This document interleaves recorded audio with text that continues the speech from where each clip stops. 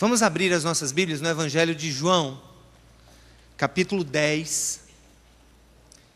E aí nós vamos ler um texto muito conhecido.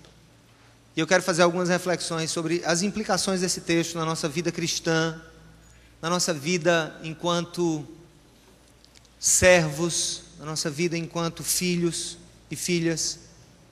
E ao mesmo tempo, um alerta para a igreja com relação ao que nós estamos assistindo hoje em dia. Tantos escândalos envolvendo o Evangelho, envolvendo o nome de Cristo e o nome da igreja. Jesus advertiu sobre isso. Ele muito advertiu sobre isso. E nós temos nesse texto uma das fontes muito profundas dos ensinamentos dele. João capítulo 10. Todos acharam? Eu lhes asseguro que aquele que não entra no aprisco das ovelhas pela porta, mas sobe por outro lugar, é ladrão e assaltante. Aquele que entra pela porta é o pastor das ovelhas.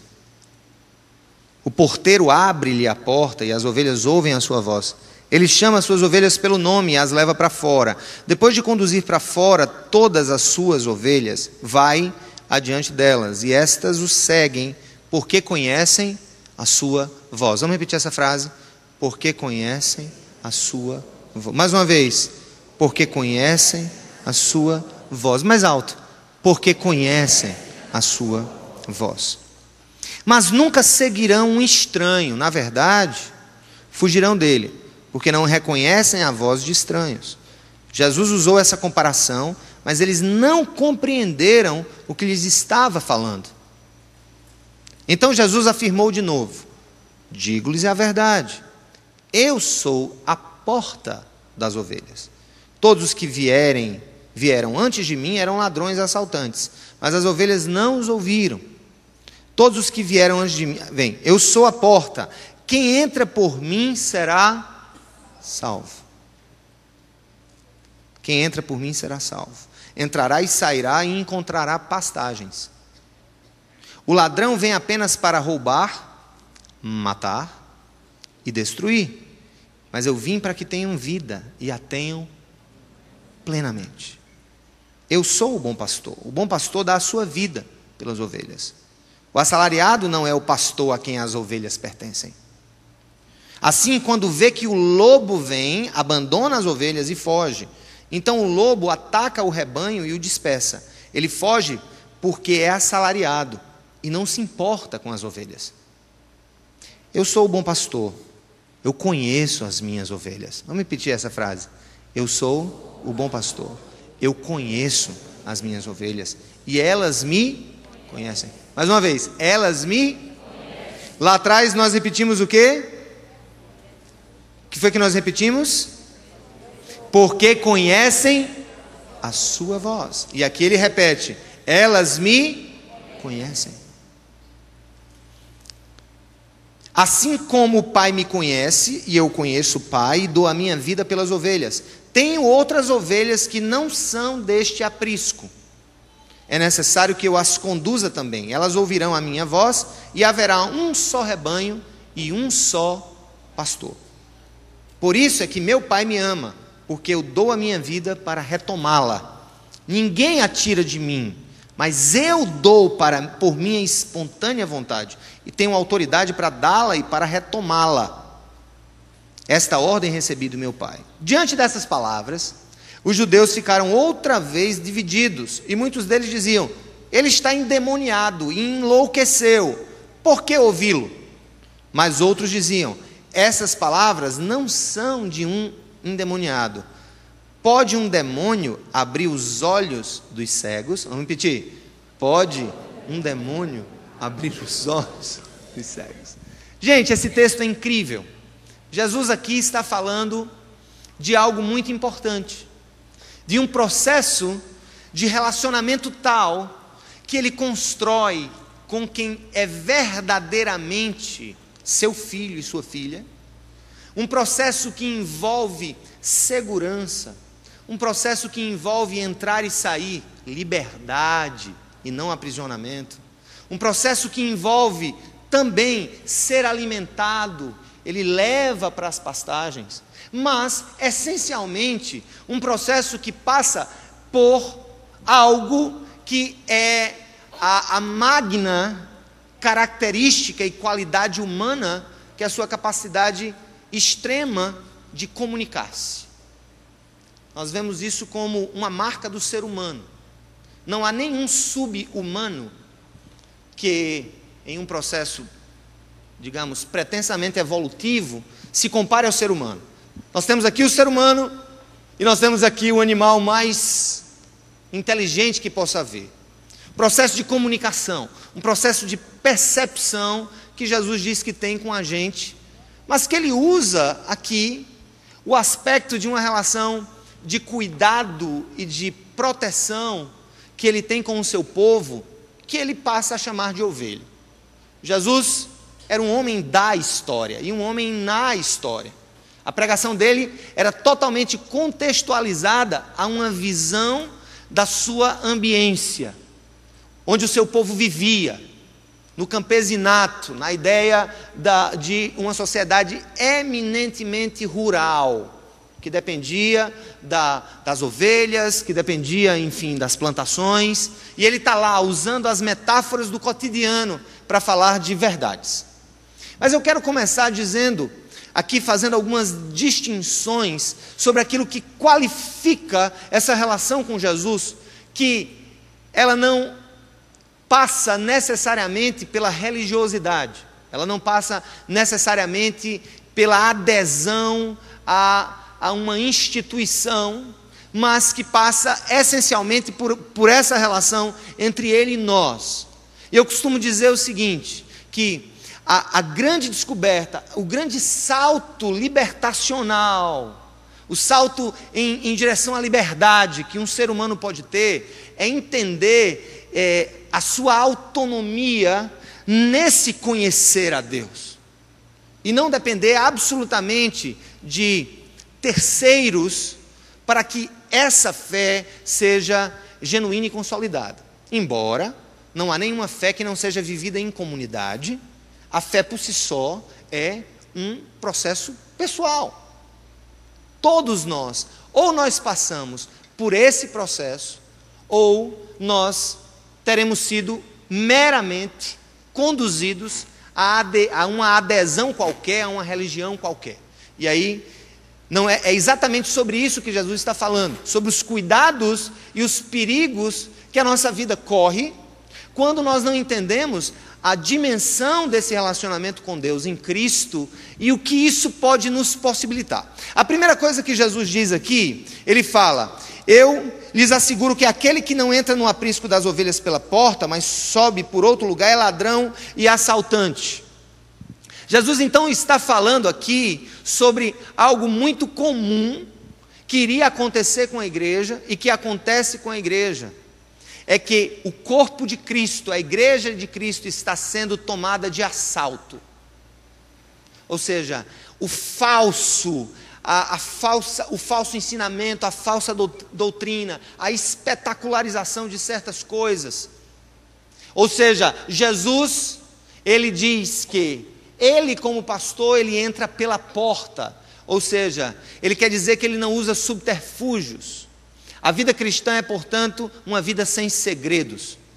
É uma vida simples, em que ele usa a ideia de um aprisco e que ele, como pastor, entra pela porta, ao invés de pular o muro, ao invés de usar algum outro subterfúgio para alcançar a sua ovelha, o seu povo. Assim deve ser a nossa vida. Uma vida em que Jesus é visto como este verdadeiro pastor. E eu poderia dizer, esse único verdadeiro pastor sobre todo o seu rebanho, onde todos nós funcionamos como esse rebanho, tendo funções diferentes. E como eu costumo dizer, no máximo, eu sou um subpastor. Porque ele está dizendo aqui claramente que ele é o pastor da igreja. Ele é o pastor das ovelhas. É Ele quem vai e entra. E depois que Ele diz que entra pela porta, sem subterfúgios, sem falsificações, mas na simplicidade, Ele diz o seguinte: Ele diz que as ovelhas ouvem a sua voz, Ele chama as suas ovelhas pelo nome e as leva para fora. Aqui está a dimensão pessoal da relação de Deus conosco. Deus se relaciona conosco na perspectiva da nossa individualidade. Aqui Ele diz que o pastor conhece a ovelha pelo nome. Pessoas pegam esse texto e tentam transferi-lo para a figura do simples pastor. Você tem que conhecer todo mundo pelo nome. Mesmo? Não. Quem nos conhece pelo nome é o Senhor Jesus Cristo.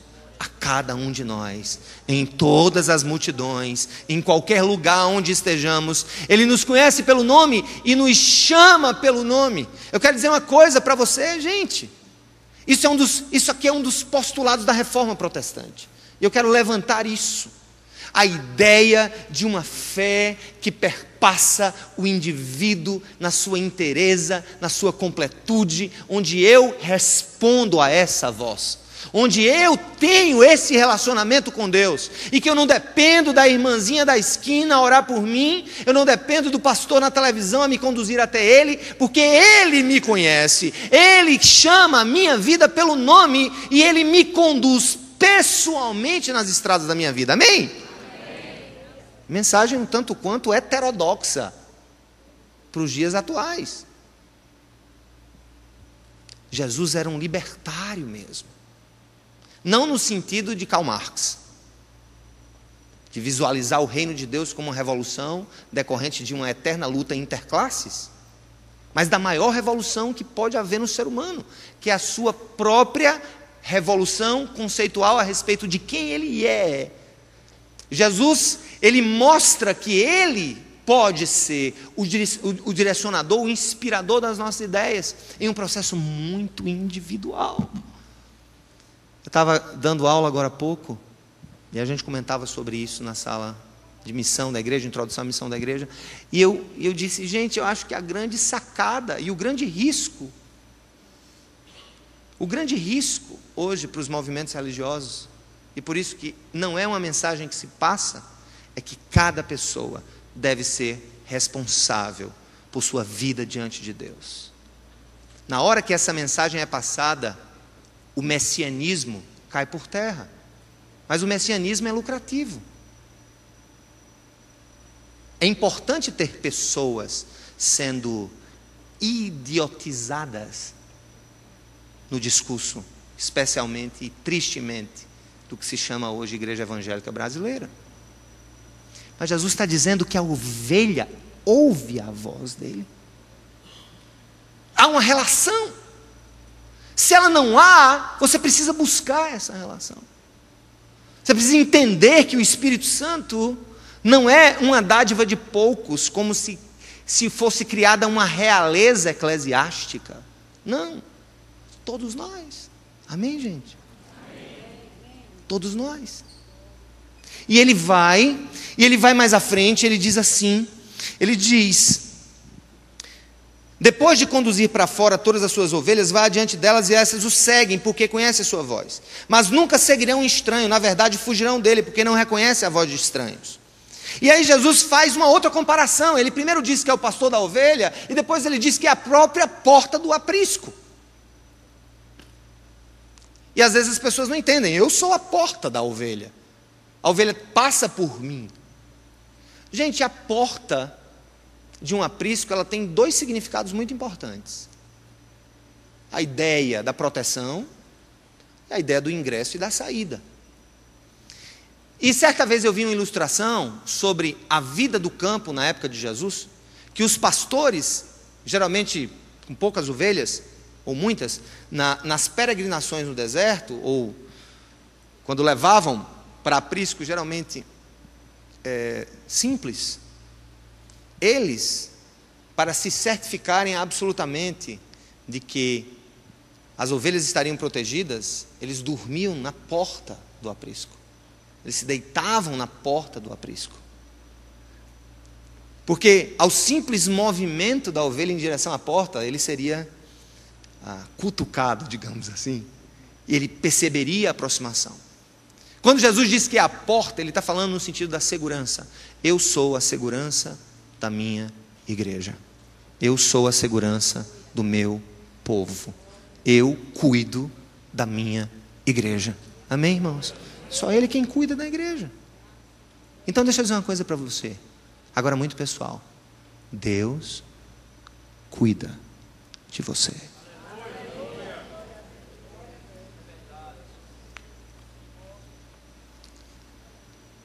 Aí nós vamos à frente, ele vai mais. Ele diz que eu sou a porta, quem entra por mim será salvo. Entrará e sairá e encontrará pastagens. Estará salvo. Salvo de quê? Salvo dos riscos. Do risco da morte, do risco do engano. E aí Jesus aqui apresenta também o seu aspecto salvífico. A ideia de que Ele é a porta em direção à salvação. Ele é a porta. Em outro momento ele diz, eu sou o caminho, a verdade e a vida. Ninguém vem ao Pai senão por mim. E aqui ele diz, eu sou a porta. Eu sou a própria porta. Eu sou o caminho dessa segurança, dessa salvação. E eu fico pensando, o que é que nos dá segurança nessa vida? Nessa aqui. Qual é a segurança que nós temos nessa vida? Nenhuma. Absolutamente nenhuma. Nada nos garante segurança. Aí falava-se, por exemplo, dos países nórdicos, o nível de segurança, o chamado capitalismo perfeito, capitalismo com justiça social e tal, tal. E vocês acompanharam há alguns meses um massacre que houve, não sei se Finlândia ou Noruega, não estou lembrado. Na Noruega, em um resort, uma coisa jamais vista pelo povo nórdico. Nós não temos segurança nessa vida. Os nossos governos, a nossa segurança pública.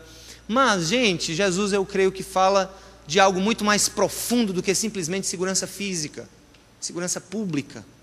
Ele fala da própria segurança da nossa alma, da nossa vida.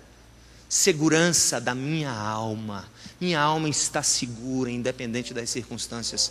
A ideia de ter a sua alma, o seu ser, a dimensão imortal da sua vida segura, salva, liberta, livre.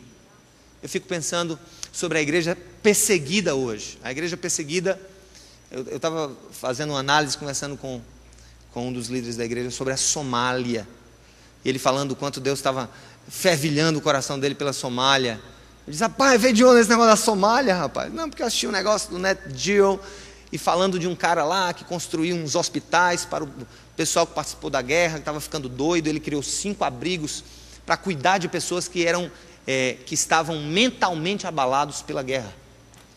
Eu fui pesquisar, é um país totalmente muçulmano, maioria muçulmana, onde o cristianismo é praticamente zero.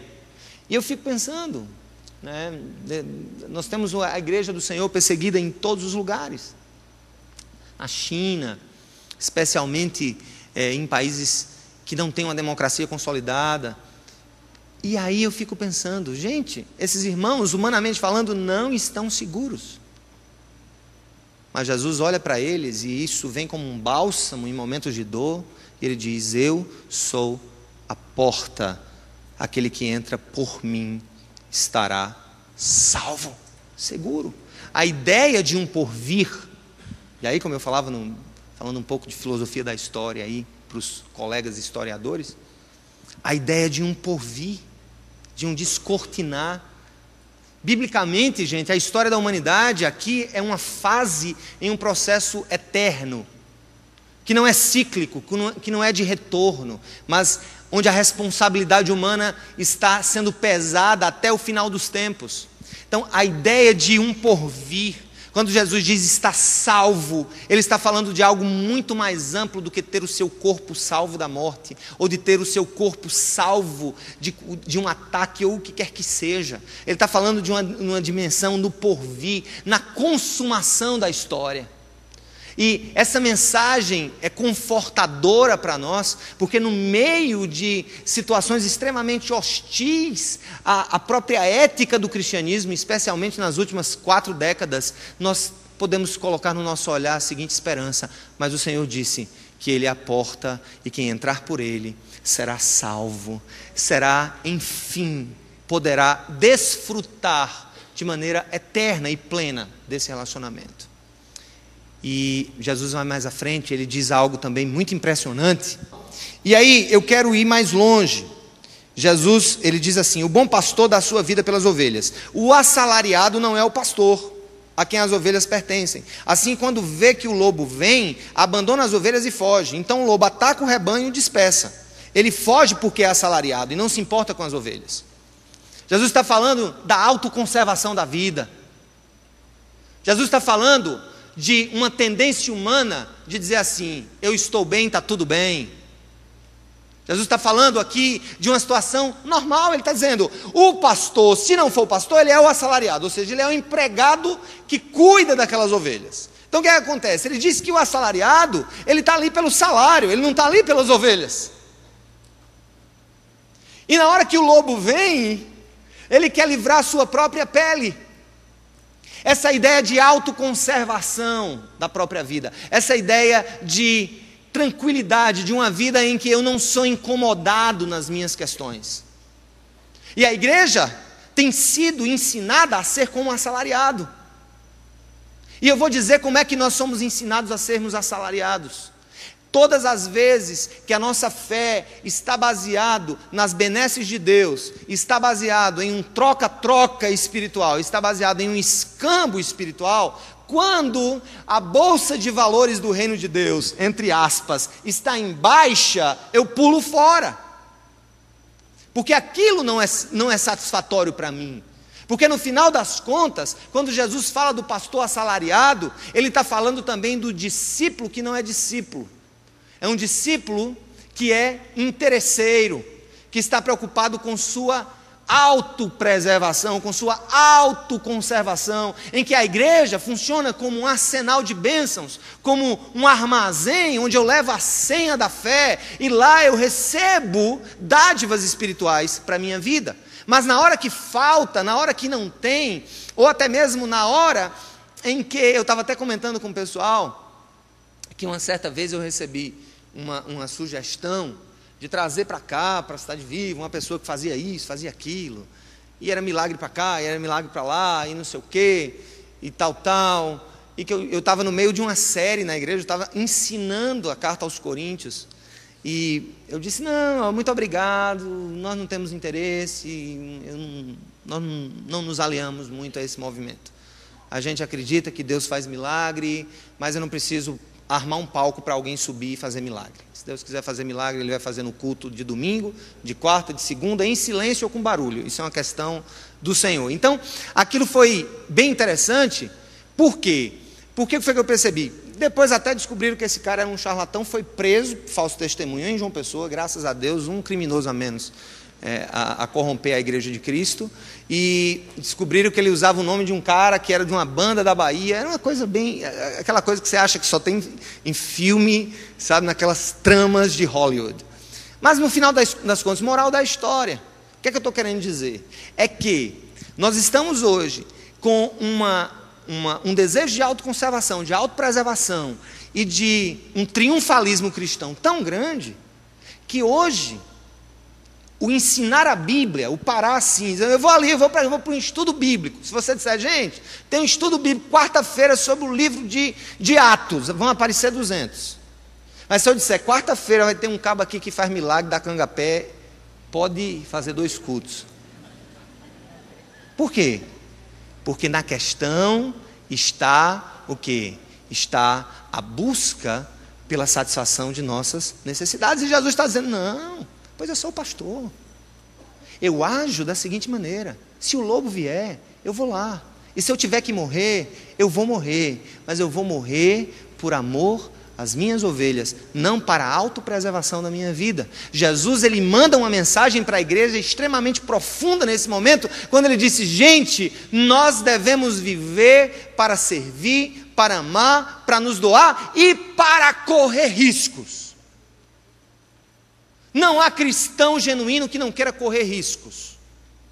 Risco de ser morto no Oriente Médio, risco de ser tido como louco na universidade, risco de ser tido como pateta, risco de ser considerado como, sei lá, um alienado, embora as pessoas tenham muita razão de chegar a essas conclusões, em razão da grande massa midiática que nos leva a essa reflexão. Mas o que Jesus está querendo dizer é o seguinte: eu sou o pastor da ovelha, eu não sou um assalariado, eu não estou ali porque eu estou ganhando dinheiro, eu estou ali porque eu estou doando a minha vida pelas minhas ovelhas. Agora, gente, eu quero dizer uma coisa para vocês: no meio desse mar de corrupção eclesiástica, nesse mar de, sabe, de tristeza que afeta profundamente o nosso coração, eu quero assim louvar a Deus por homens e mulheres que têm se dedicado ao Senhor no interior, no sertão do Nordeste, que têm ido para a África para receber 1, 2 salários mínimos como missionários, vivendo a pobreza dos lugares onde eles estão. Eu sei que esse povo que não está sendo visto, que não tem até um lugar como eu tenho aqui para falar para milhares de pessoas, esses são também, dentro desse padrão do Senhor, pessoas que estão imitando o bom pastor e que não estão pensando em autopreservação, em autossatisfação, e que estão vivendo para servir o próximo. Louvado seja o nome do Senhor por isso. É para isso que o Senhor nos chamou, para esse modelo. E caminhando em direção ao fim, essa estrada tem 50 quilômetros. E quando você está no primeiro quilômetro, você está caminhando em direção ao fim. Ele diz que o assalariado foge, porque não se importa com a ovelha. Ele diz: eu sou pastor, conheço as minhas ovelhas e elas me conhecem. Assim como o Pai me conhece, eu a conheço. Dou a vida pelas ovelhas. E eu tenho outras ovelhas que não são deste aprisco. Chamou muita atenção. Jesus estava falando para judeu. Ele diz: eu tenho outras ovelhas que não são desse aprisco. Todo mundo ficou: do outro o quê? Ovelha que não são desse aprisco? O que esse cara está querendo dizer? Ele estava simplesmente dizendo, metaforicamente, que a graça dele iria transbordar dos muros do judaísmo para alcançar todas as nações da terra. E é porque ele tem ovelhas de outro aprisco que nós estamos aqui hoje, 2000 anos depois, falando sobre essa mesma temática especialíssima, cheia de graça. E ele fala: eu tenho ovelhas que não são desse aprisco. E aí a gente às vezes fica trazendo isso para nós. Jesus disse que tem outras ovelhas, mas nós às vezes corremos o risco de achar que nós, de alguma maneira, ou o nosso grupo, somos as únicas. Não sei se vocês entenderam o que eu quis dizer. Nós temos uma capacidade fora do comum de tentar julgar quem é ou não é. Quem é ou não é. Ah, não seria só o nosso grupo? E aí eu diria: a ovelha daquele aprisco e do outro aprisco sobre o qual ele falava, não vai ser definida pela cor da pele, pela base territorial, mas por uma só questão: a minha ovelha ouve a minha voz e discerne o que eu estou falando. Eu só quero, gente, fazer uma pergunta muito simples para vocês. Não me importa se você é da Cidade Viva ou se não é, se é católico, ortodoxo, evangélico. Eu só quero fazer uma pergunta: você consegue discernir a voz do seu pastor? Não sou eu, do seu pastor. Aliás, a propósito, do meu pastor também. Quando a gente entra nesse nível de relacionamento e consegue discernir o que Deus está falando para nós, através da sua palavra, através da reflexão, através do próprio uso do bom senso, do equilíbrio, da sabedoria divina. Deus está falando conosco toda hora. O Senhor quer falar conosco. Ele tem algo a nos dizer. Ele tem muita coisa a nos dizer. Porque o Deus da Bíblia é um ser comunicacional, gregário, comunitário. Deus é uma comunidade. Pai, Filho e Espírito Santo. Eles são uma comunidade. E Ele nos criou para vivermos esse ideal comunitário, mas a grande característica nos relatos da criação é que Deus falava com o homem na viração do dia. Deus se comunicava. E o que é que Jesus vem fazer?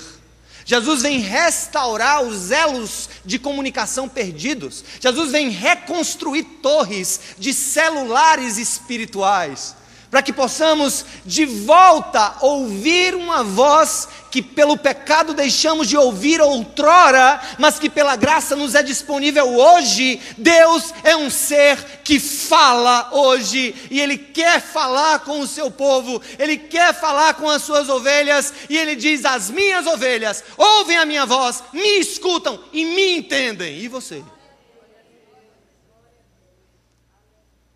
Eu entendo como quando o pastor Toninho fala alguma coisa, ou quando a irmã Cicra... Não estou perguntando isso. Você tem conhecido e discernido a voz do seu pastor? Porque eu vou dizer uma coisa para você. Ou você discerne a voz do seu pastor, ou outros tentarão se fazer entender a você, principalmente lhe levando a crer que eles ouvem a voz de Deus e você precisa ouvi-los. Minhas ovelhas ouvem a minha voz e entendem a minha voz. Eu chamo, eu as guio, e elas entram e saem e encontram o quê?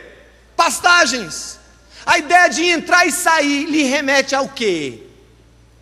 Liberdade. A fé cristã não é uma fé de dogmas aprisionadores, ainda que os homens tenham dela feito isso em momentos específicos da história. Mas a fé que Jesus nos dá é uma fé de liberdade. Eu ouço a voz do meu pastor. E aí eu não preciso ficar me firmando em construções humanas, em dogmas humanos, em expressões que acabam por me aprisionar, porque Ele é o meu pastor. Vamos dizer assim: eu preciso aprender a ouvir a voz do meu pastor, que não é Sérgio Queiroz, e discernir o que ele está me dizendo, porque ele me assegura que se eu for ovelha, eu entendo o que ele está dizendo. Amém, igreja? Estão acordados? Eu vim com um cajado afiado. Quase 7 semanas. O sangue já está descendo aqui, ó. Mas vamos acabar. Tem uma coisa que eu quero dizer. Eu falei da espontaneidade, mas uma coisa me chamou a atenção nesse texto. Se você tiver um olhar crítico, você vai concordar comigo que é estranho o comentário que surgiu no final. Quando Jesus começou a falar, o que é que os homens começaram a comentar? Um grupo disse o quê? Está endemoniado, enlouqueceu, endoidou, pirou do cabeção. Aí um outro grupo diz: não, essas palavras não são de um endemoniado. Pode um demônio abrir os olhos dos cegos?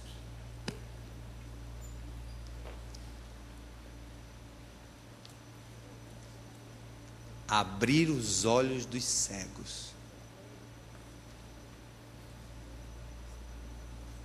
Pelo que me consta, nesse momento específico, ninguém foi curado de cegueira física. Embora, na Bíblia, alguns capítulos atrás, ele cura um cego de nascença e depois ele fala da cegueira espiritual. Portanto, O contexto aqui está ligado a um outro tipo de cegueira. Pode alguém curar um demônio? Pode curar um cego? Gente, as palavras de Jesus, elas são cirurgia para nossos olhos espirituais, para nossa cegueira. E eu pergunto uma coisa para vocês. Aí agora a gente encerra de verdade.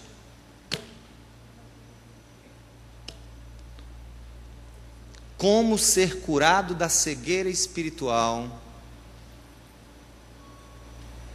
se o próprio Deus não intervir nesse processo?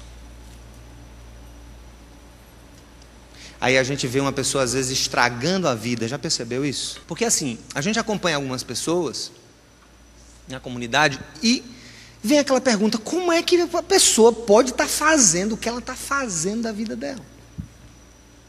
Especialmente a turma do crack. A gente acompanha os nossos filhos e netos, né? O cara vem aqui vendendo tudo em casa, destruir tudo. Papá. Aí vem aquela pergunta: peraí, como que ele está fazendo isso? Você conversa, o cara diz: eu quero mudar e tal, tal. Mas há uma venda que precisa ser retirada. É uma cegueira que transcende os globos oculares. Aí eu pergunto: como um cara casado vai, sai, trai a mulher, trai com outra? Está lá a mulher, os filhinhos, a família que Deus deu. Como? Aí ele diz: não, é porque é normal, todo mundo faz isso. E pá, e pá. Eu fico: como? Como? A não ser uma cegueira que transcende a visão. Como? Então, gente, eu vou dizer uma coisa para vocês. Há vários níveis de cegueira espiritual na nossa vida. E eu estou começando a crer que a própria igreja é também acometida por certos níveis de cegueira espiritual. Que, nesse caso específico, das palavras de Jesus falando da ovelha, falando dele como pastor, ali naquele momento, o que abriu os olhos de muita gente sobre a verdade não foi um milagre no corpo, mas foi a exposição da verdade às pessoas que estavam ali.